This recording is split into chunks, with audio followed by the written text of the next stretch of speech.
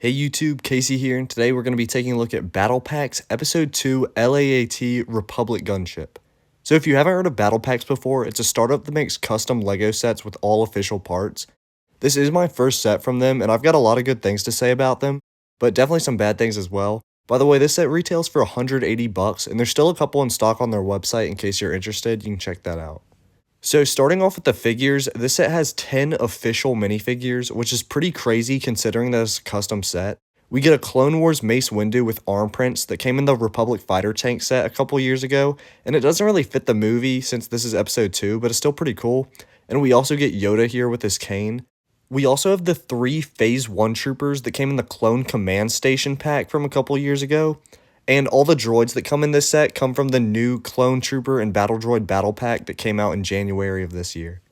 But of course you're really buying this for the gunship and not really the figures, so moving on to the build here, you can see it just looks insanely good and it's pretty much a color swap of the Coruscant Guard gunship that LEGO released last year.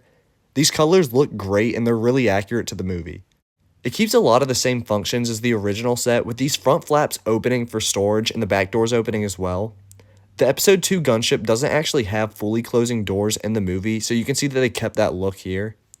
It also has these turrets sticking out the sides of the gunship with control panels inside, which are really accurate. One thing though is that because of the scale, you can't actually fit a figure inside. Well, mostly. One of the biggest complaints I do have for this model though is how the back doors swing open all over the place, unlike the smooth function in the original set. The connection to hold the doors in just isn't as strong, and these sometimes can just swing open when you're moving the model around. A good thing though is that because the doors aren't as big, it gives you a lot more access to the interior to be able to fit figures in way easier, which was a big complaint that people had with LEGO's Gunship.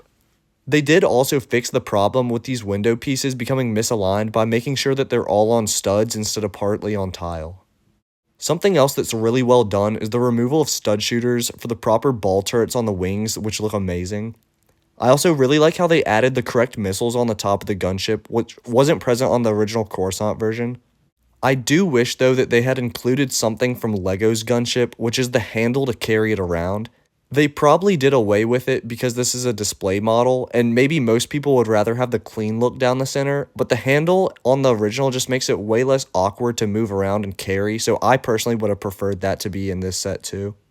And lastly, when unboxing this set, everything came packaged really well. The pieces were actually really clean, except for one, which is a big nitpick, especially considering these are probably sourced off Bricklink, so he couldn't really be particular with each of the pieces. The instructions were also really easy to follow and really well made. I was missing one piece in the set, which again is a small thing, but something I thought I'd mention. Overall, I think this is an amazing custom model, even though it does have some flaws. $180 with 10 minifigures is a really good deal, especially in terms of LEGO custom sets. If you're interested in buying a regular gunship, I'd definitely recommend picking up this one over any currently retired set.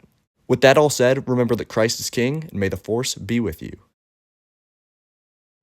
So I'm building this right now, and at the beginning of the instructions, they already have you put a pink brick on, which I think I know what this is a reference to. Whenever we manage to include a pink brick in one of our sets, we get cake.